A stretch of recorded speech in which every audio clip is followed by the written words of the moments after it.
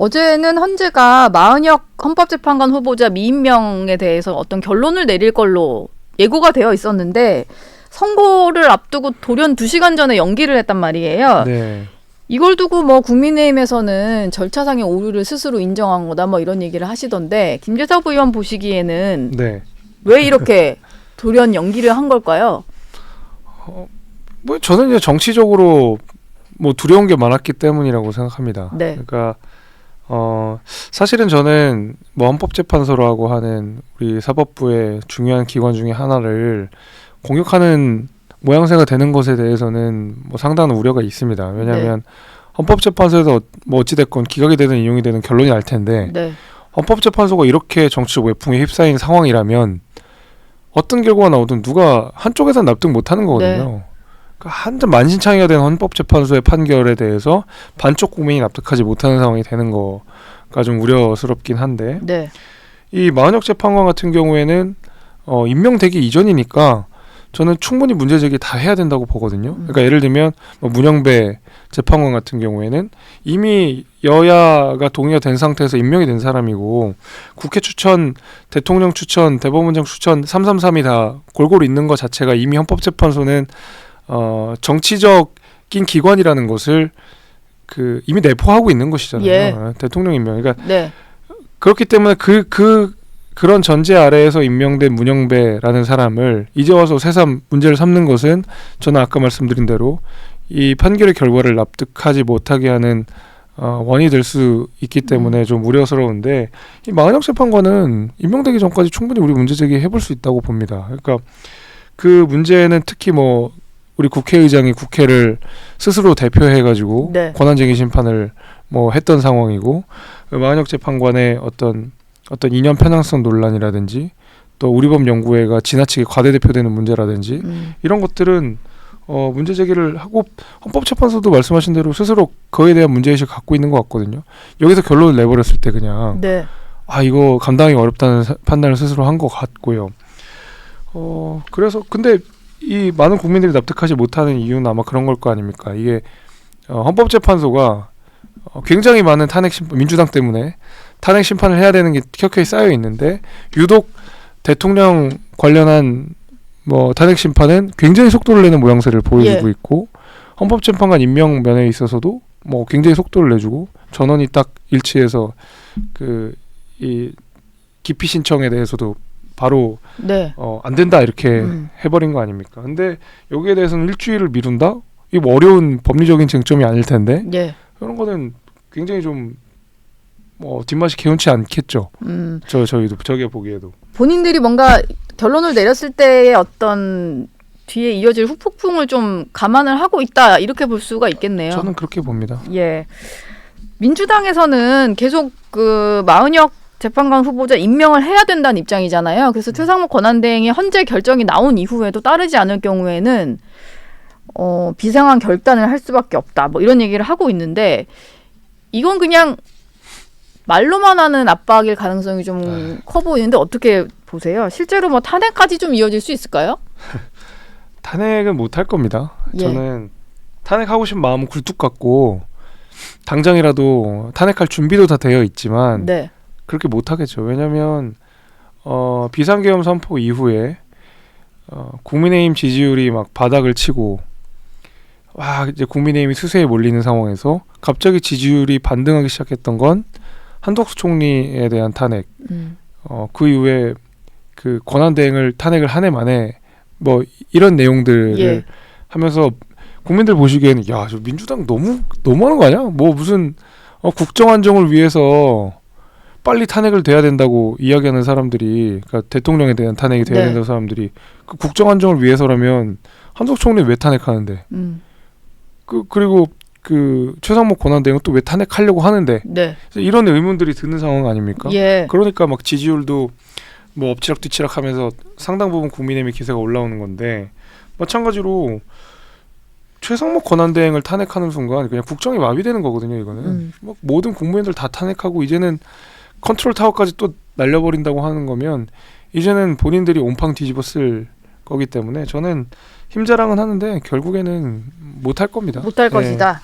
뭐 힘자랑은 계속 할 것 같기는 그렇죠. 하죠. 네. 어제 국민의힘에서는 권영세 비대위원장과 권성동 원내대표 그리고 나경원 의원이 서울구치소로 가서 대통령 접견을 했습니다. 네. 공개적으로 김재섭 의원이 이분들 가시기도 전에 좀 가면 안 된다는 공개 반대 의사를 밝히셨었잖아요. 예. 뭐 어떤 의미로 하신 얘기일까요? 아, 이게 예.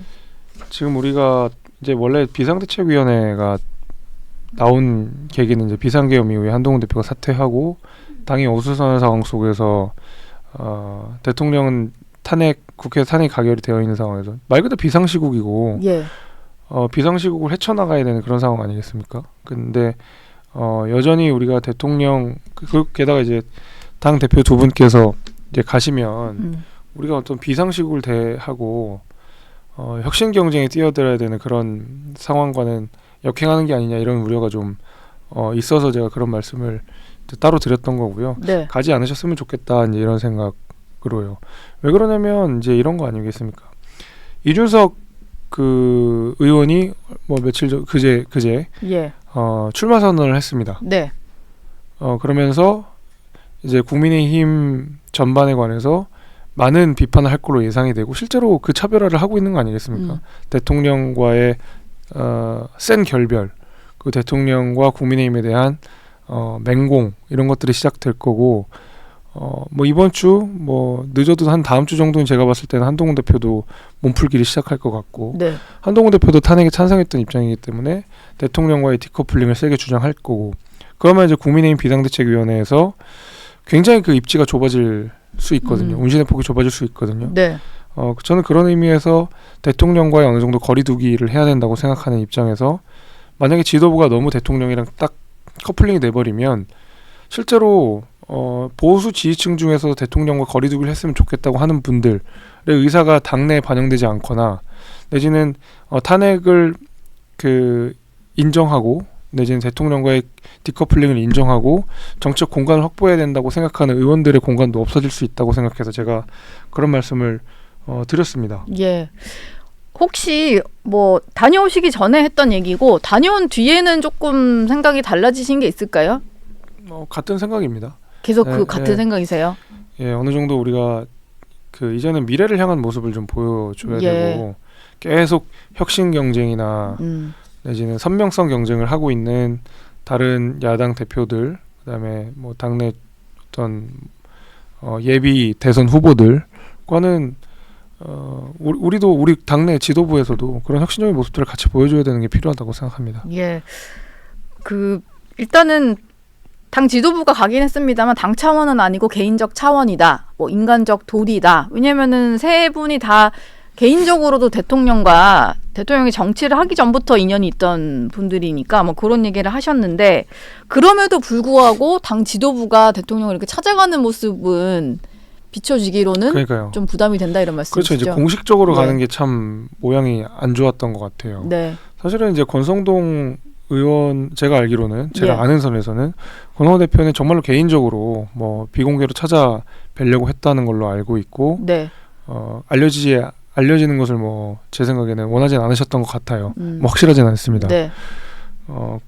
그래서 이제 가려고 했었던 거고 저는 충분히 그 이해가 되거든요. 왜냐하면 윤석열 대통령이 처음 이제 대통령 출마를 할 때에 권성동 대표가 처음부터 그 캠프를 꾸리고 했었던 거기 때문에 인간적인 연민 같은 것들이 저는 권성동 의원한테 분명히 있을 거고 제가 굉장히 그제 메시지를 세게 내긴 했지만 사실은 권성동 의원 같은 경우에는 오히려 또 참모도 아니었잖아요. 네. 예, 참모도 아니었고 오히려 소위 말하는 친윤에서는 좀 멀어지고 친윤이었고 대통령한테 쓴소리를 해서 또 멀어지기도 했기 때문에 오히려 권성동 원내대표가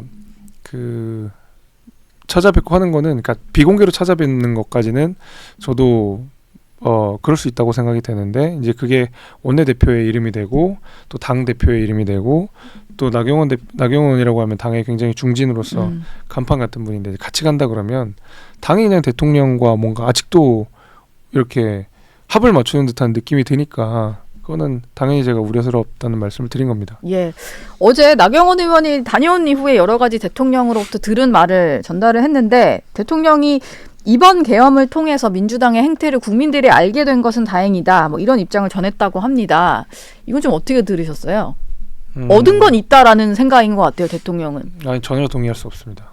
예. 예. 이거는 계엄을 옹호하는 듯한 발언이 될 거기 때문에 저는 전혀 납득될 수 없습니다. 특히 최근에 나오는 뭐 계엄령이 아니라 계몽령이라 하는 말은 터무니없는 이야기라고 생각하고요.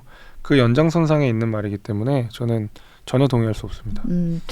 지금 대통령은 2030 청년들이 좀 탄핵 반대 집회에 나오는 뭐 이런 것들을 좀 전달을 받고는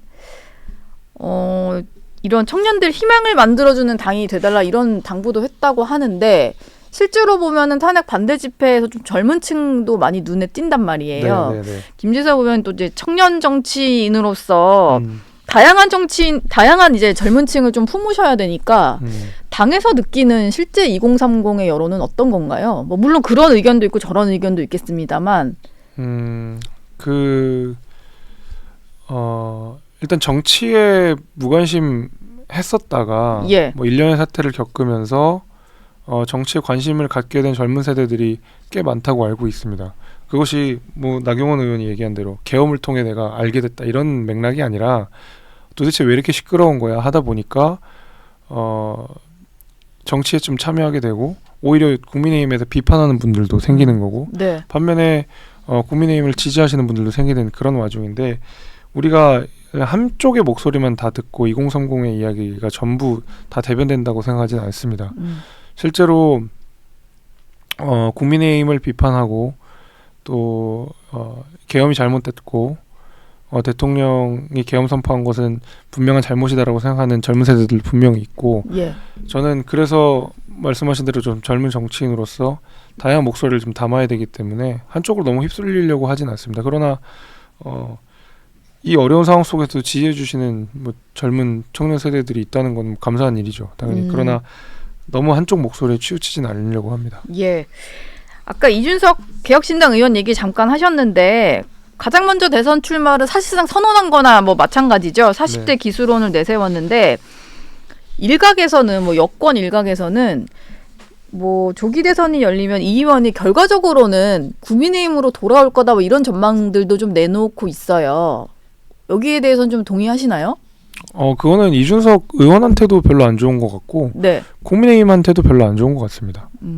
오히려 뭐 그러니까 정말 정치가 말 그대로 생물이라 막판에 어떻게 될지는 저도 뭐 장담할 수는 없죠. 제가 그걸 뭐 다 예측할 수는 없지만 적어도 뭐 돌아온다? 이준석 의원이 국민의힘으로 돌아오면 그게 이준석 의원이 되나요? 그리고 이준석 의원이 국민의힘 후보가 된다고 한다면 그거는 이준석 의원은 국민의힘 후보가 되는 건가요? 저는 그 물음을 좀 하고 싶거든요. 그러니까 국민의힘 후보로서의 이준석도 이상하고 국민의힘으로 돌아온 이준석도 이상합니다. 그래서 저는 이준석 의원 말대로 끝까지 레이스를 할 가능성이 높다고 보고 그렇게 되는 이상 이준석 의원의 선명성이 한 번에 사라지는 거잖아요. 그러니까 국민의힘과의 차별화가 선거 캠페인일 텐데 국민의힘과 함께하면은 뭐 본인의 어떤 캠페인의 앞뒤가 다 안 맞는 거가 될 거기 때문에 뭐 미래를 예단하기는 어렵지만 일단은 각자의 길을 가는 걸로 가지 않을까가 제 그냥 판단입니다.